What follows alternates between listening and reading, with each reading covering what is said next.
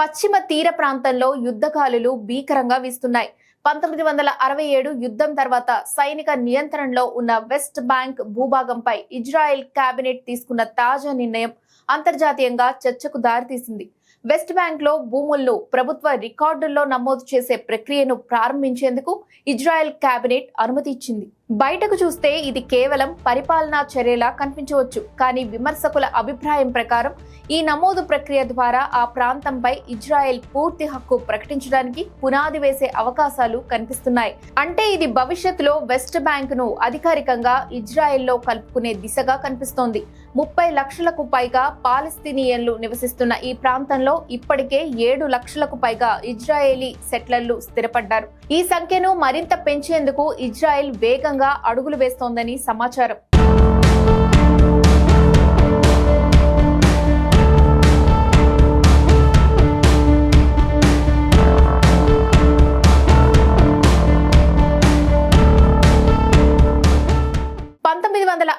లో జరిగిన 6 రోజుల యుద్ధంలో జోర్డాన్ నుంచి వెస్ట్ బ్యాంక్ ను ఇజ్రాయెల్ ఆక్రమించింది. అంతర్జాతీయ చట్టాల ప్రకారం అప్పటి నుంచి ఆ ప్రాంతాన్ని ఆక్రమిత భూభాగంగానే పరిగణిస్తున్నారు.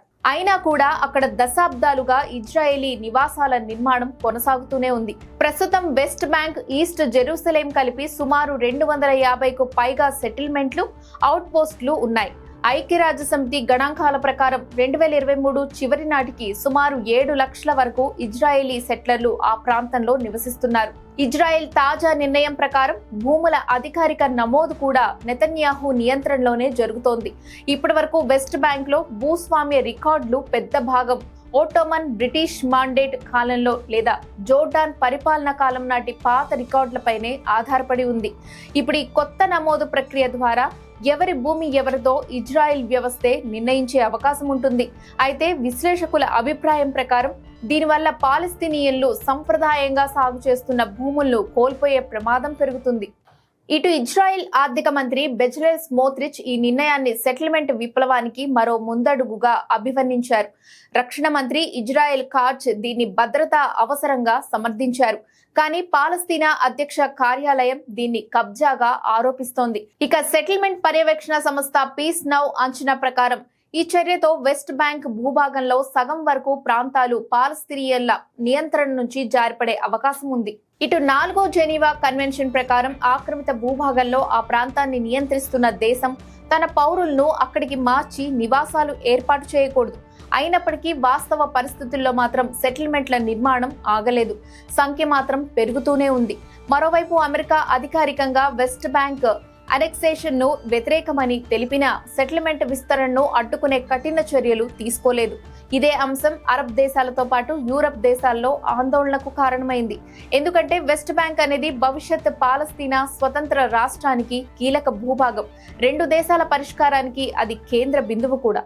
ప్రస్తుతం వెస్ట్ బ్యాంక్ 3 పరిపాలనా ప్రాంతాలుగా విభజించి ఉంది. ఏరియా ఏ పూర్తిగా పాలస్తీనా అధికార పరిధిలో ఉంటుంది. ఏరియా బి సంయుక్త నియంత్రణలో ఉంటుంది. ఏరియా సి సుమారు 60% భూభాగాన్ని కలిగి ఉండి పూర్తిగా ఇజ్రాయెల్ సైనిక పరిపాలనా నియంత్రణలో ఉంది. కొత్త భూముల నమోదు ప్రక్రియ ప్రధానంగా ఈ ఏరియా సిలో ప్రభావం చూపే అవకాశం ఉంది. ఇది కేవలం భూముల రికార్డుల వ్యవహారం మాత్రమే కాదు. ఇది జనాభా గణాంకాలు, భూస్వామ్య హక్కులు, భవిష్యత్ సరిహద్దులతో కలిసిన సున్నితమైన అంశం. వెస్ట్ బ్యాంక్ ను అధికారికంగా ఇజ్రాయెల్లో విలీనం చేస్తే ప్రాంతీయ ఉద్రిక్తతలు మరింత పెరిగే ప్రమాదం ఉంది. ఇప్పటికే గాజా యుద్ధం కారణంగా 70,000కు పైగా సామాన్యులు బలయ్యారు. ఇలాంటి సమయంలో ఇజ్రాయెల్ తీసుకున్న ఈ నిర్ణయం మధ్య ప్రాచ్యంలో మరో మంట రాజేసే అవకాశాలను మరింత పెంచిందని చెప్పవచ్చు.